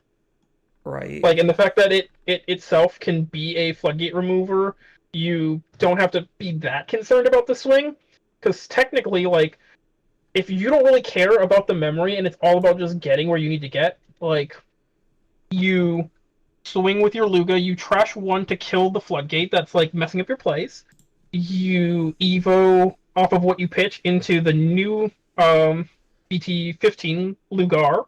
Lugar on Evo pitches another card. And at that point, you basically should have been a, like, Hell Lugar swinging for, like, 11. And then you maybe steal back a memory because of your Lugar effect, and then you pop and you continue your, like, play pattern. Like, easy peasy. Yeah, no, there's a lot that Lugamon can do, but Lugamon was definitely a deck that I was looking at just because I already have almost all of, well, I do have all of the current pieces. It's just I would have to get the new pieces, and those are lower rarity. So just for the sake of ease of just having a deck ready for the format, Lugamon and Mirage are kind of where I'm going to be thinking about starting. And then I might try Vmon Armor or Imperial as like my more hardcore competitive decks. Imperial shouldn't be that bad considering almost everything except for the partition level 5 is an SR. And everything else is like rare and below. So it's just like, okay, that shouldn't be that bad. But the Magnas being secrets, that's going to be a little bit on the expensive side and slightly harder to get because I don't know how many boxes I'm going to do or how many pre-releases I want to go to. So yeah, exactly. But yeah, that's kind of where I'm leaning. I generally do like the more aggressive style of decks, and people would be like, "Oh, you should play Numemon," but I hate Numemon. I hate him with a burning passion. That deck makes sense, but it doesn't at the same time, and I just don't like it. I do not like it. So that's where I'm currently thinking. Yeah. But BT16 is going to be just around the corner. We got a lot of exciting things to prepare ourselves for that with EX6 just on the back end 1 month later. So this is the time where I want to thank everyone for listening to the end. I know this was a longer episode. I wanted to treat this episode a little bit more different and be more special because this is the 1 year mark for the Digitalks podcast. So yay! We made it. So this is officially my 2nd year podcasting. And thank you everyone for supporting us for as long as you have, especially since I don't actually ask for anything. I do ask for like the subs and whatever, but that's just general social media stuff, just so the channel doesn't exactly belly up and die, so I can stay in the social zeitgeist for as long as I can. And I hope everyone has a wonderful time, and we will see you next time.